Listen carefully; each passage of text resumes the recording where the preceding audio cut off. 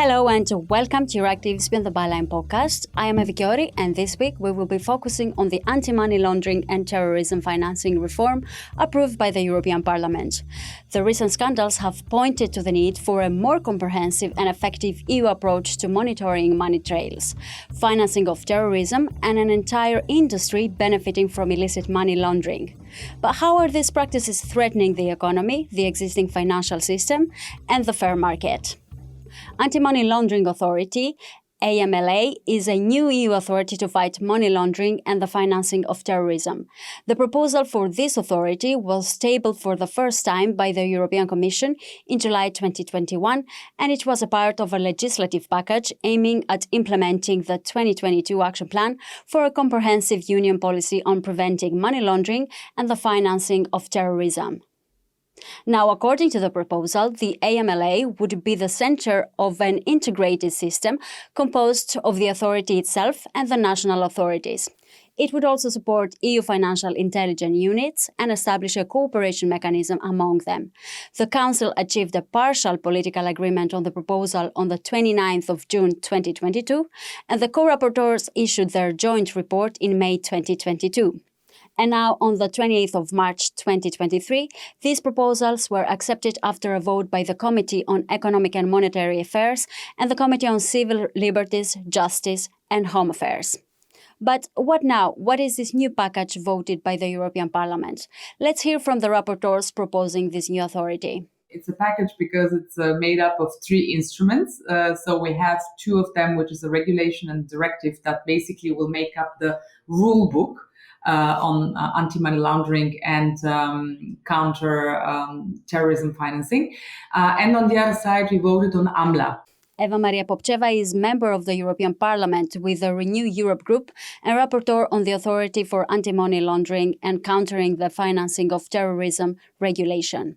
And AMLA is actually a new authority that we're going to create at EU level, so a European authority against money laundering and also against financing of terrorism.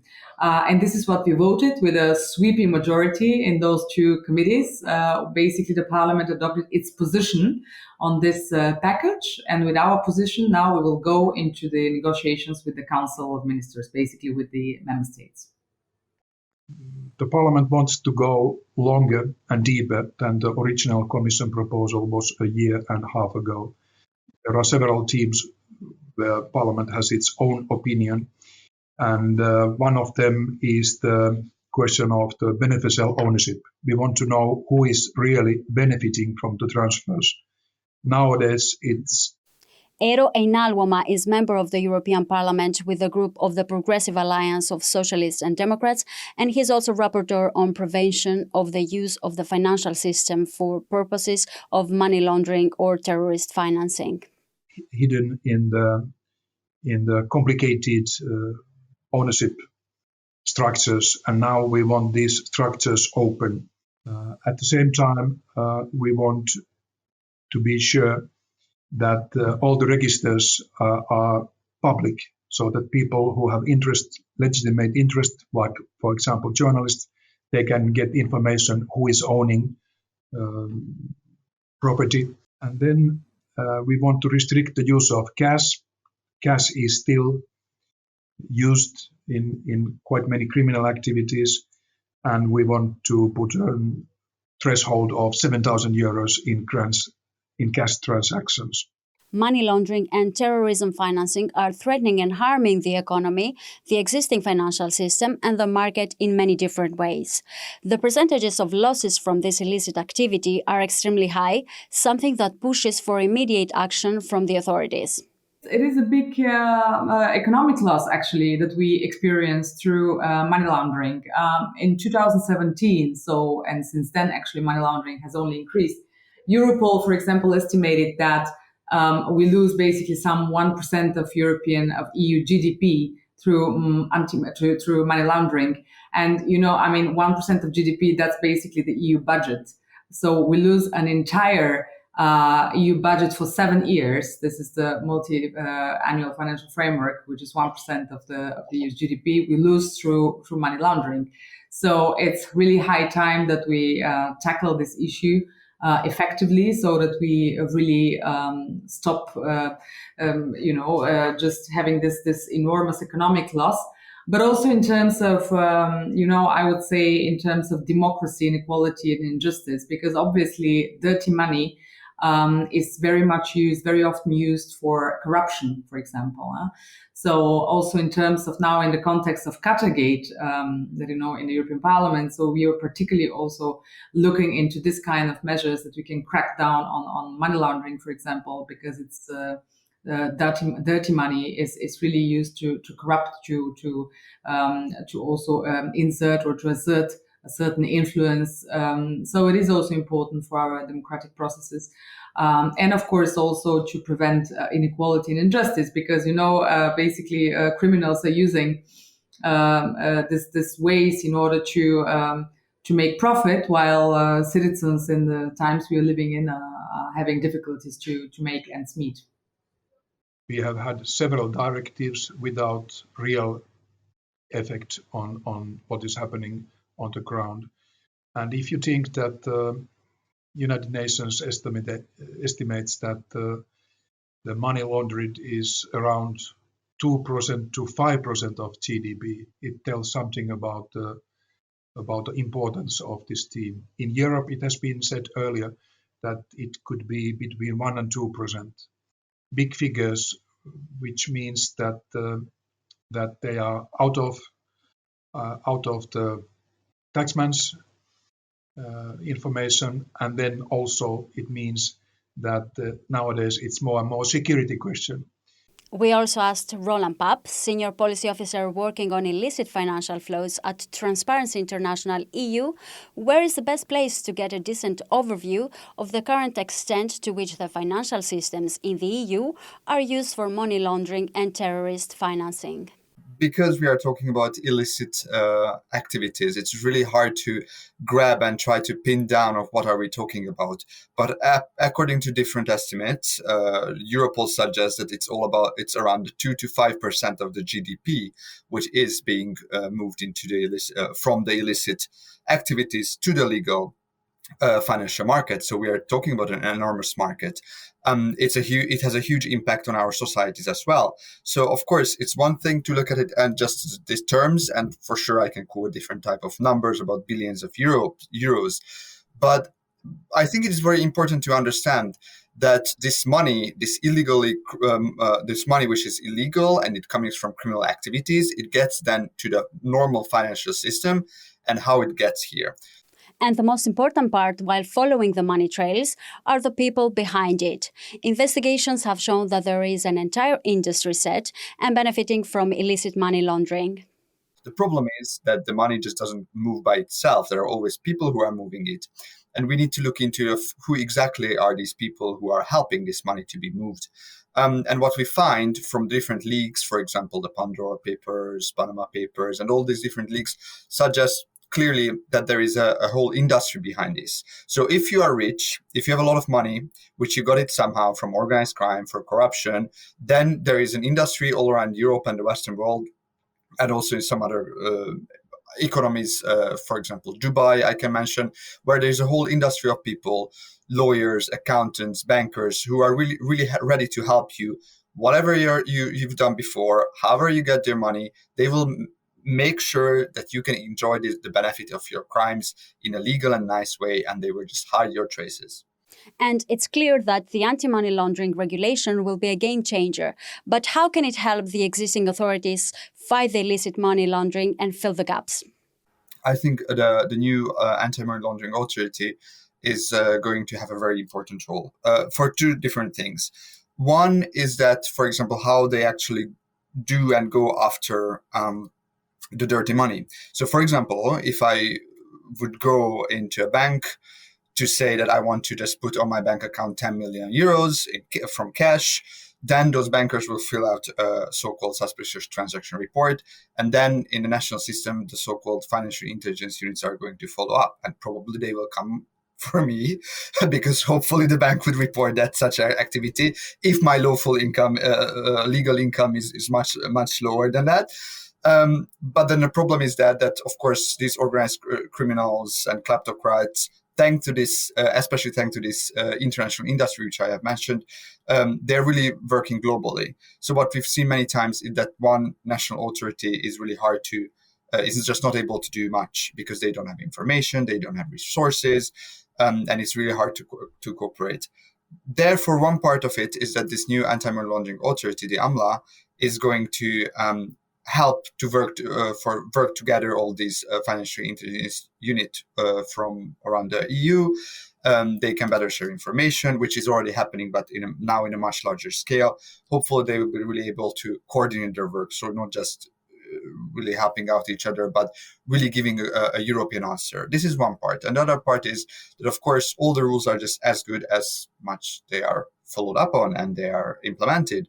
So let's say if there are banks which would never do reporting if someone is just trying to, place 10 million cash into a bank account without any justification, then if the bank doesn't do it, hopefully there are national supervisors who would really go after it and check what's going on. And it's not only about banks, because under anti-money laundering rules, lawyers, accountants, tax advisors, notaries, all different kind of financial services are also included, but not to mention casinos, real estate agents, and many others. And these legal entities, so-called obliged entities, they need to follow these rules. To ensure that the rules are being followed and there is transparency, the MLA aims to supervise its operation in all member states and to track the activity of national supervisors as well. AMLA will directly supervise some of the, let's say, most risky financial entities, which doesn't mean this is a blacklist, not at all. These are normally very big financial entities and banks that operate in several member states. Sometimes some of them have a lot of also customers outside of the European Union, financial entities that have a lot of operations in certain countries. So this kind of financial entities will be supervised directly by AMLA, right? And AMLA will ensure that they have put in place remedies so that they can avoid really being used for money laundering. And then on the other side, AMLA will also supervise national supervisors. So it will be also supervisor of supervisors. And this way it will also kind of implement the common standards we have in the European Union. It will ensure that really all national supervisors are doing their job the right way. National cooperation, transparency, and proper application of the MLA is what will determine its success nationally and on an EU level. Because that money, once it enters the single market, as you know, it basically can easily then move across the whole European Union. So if we have, let's say, even one weak link in the European Union, this doesn't comply with the very high standards in terms of anti-money laundering, then this spreads over the whole of the European Union. And this is a problem we've had in the last years. We've had you've heard, I'm sure, about a lot of scandals, like with the Danske Bank, for example, where, we had at certain point two national supervisors of Estonia and Denmark that couldn't really agree who should actually act and which competence it is. This is why I'm talking about national economic nationalism, and we really have to avoid this. And this is why it's important to have an authority at EU level that can much more effectively also supervise, in particular, banks and financial authorities with a very high risk to be used for money laundering. For now, one of the priorities of the European Parliament regarding the Anti-Money Laundering Authority is to use the mechanism to push for the implementation of financial sanctions. A lot of Russian money has come to Europe and is influencing in our societies. And this money is also a threat for the political system of the whole union. So if we want to make sure that the criminals doesn't benefit from the loopholes, and if we want to make sure that the Russian oligarchs and the Russian politics does not have an effect on our societies, we must make changes. We also want to have AMLA to have a role in the implementation of targeted financial sanctions, as the ones that the European Union is imposing on Russia since its invasion of Ukraine. Because let's face it, we are now at I think the 10th package of sanctions against Russia. And of course, those packages of sanctions have had a very important effect, but not as much on the Russian economy as we would have actually liked it to have. I mean, the Russian economy is still producing and buying ammunition and military equipment, and they're still recruiting also soldiers from other countries, and all this is paid basically through their economy. So it's obvious that we have a big issue with the circumvention of sanctions. And one of the obstacles for implementing the already imposed financial sanctions against Russian oligarchs was a lack of transparency on property ownership. I think it was very clear when we wanted to react for the genocidal war against Ukraine, and when we started to put in place the sanctions against those criminals and the people of Kremlin and the close circle of Putin who really are involved in this war. And then once suddenly we just realized that we don't know what money they have here, and they do not know what are the assets we have here. So that was a kind of realization for many people, and including law enforcement authorities, that of course you might see a yacht, but you don't even know who it belongs to, because on paper, they are owned by different legal vehicles which are registered in some country, which on paper is owned by another entity, maybe that owns by a different trust. So at the end of the day, it is really hard to actually prove what asset is owned by whom and who are the real people who had the money and who are actually benefiting from that money. So I think that was there were some ridiculous accidents as well, like when the German police tried to figure out who owns the yacht in Hamburg, and there was a yacht in Hamburg, which everyone knew that it was Mr. Usmanov's yacht because the press wrote about it. But then the lawyer of Usmanov told the press that they should not be seize it because they cannot prove it on paper that it actually belongs to him, to his client, which I think shows really the ridiculousness of these financial secrecy laws. And what currently is possible in this system is that we just don't know who owns what. There is a lot being done to fight corruption, with journalists and NGOs being on the forefront of the fight. Now the AMLA will provide more transparency and accessibility when it comes to financial information and property registrations. There was an European Court of Justice decision just end of last November, when they said that this access to the public is disproportionate. Which meant that many of these registers are shutting down, which is a huge problem for everyone, for journalists, for NGOs, but also for people who just want to do maybe a business with another business entity, and they want to check who is really behind it. Now they don't have access to this. And that was a really short-term bad situation, what happened. Or like caused problems throughout the EU, because I believe now 7 or 8 countries already shut down their public registry before, like since the court judgment. And right now, this new directive is also going to have some provisions which makes it, in a way, the new directive in line with the ECJ decision, which, by the way, was very clear on that there are people such as journalists and civil society who are fighting money laundering, who have legitimate interest to get this information because their work is very valuable when it comes to fighting money laundering. Therefore, I think what is very important is that this kind of decisions is going to be mainstreamed, and that as soon as possible, we make sure that all the 27 member states have this registry in a way that those who have legitimate interest, they can already access. So we understand that the court decided this way, that they think that the general public interest is too big of a problem. Although I just want to point to Estonia and Latvia, for example, who are very proud, saying that this is not only about money laundering, it is much bigger. That's why they keep it open in a big data format. So you can download and search for trends and search for any kind of deeper analysis of the data. But the point is that I think that one of the biggest and most important point of this directive is how to make sure that there's still access of the beneficial ownership information to people who have legitimate interest. And this can have a short-term influence as well. But seeing progress will take time, and the rapporteurs are aware of the long process that just started from the European Parliament, but it has to be negotiated with the European Council as well before it can be applied nationally by the members of the European Union.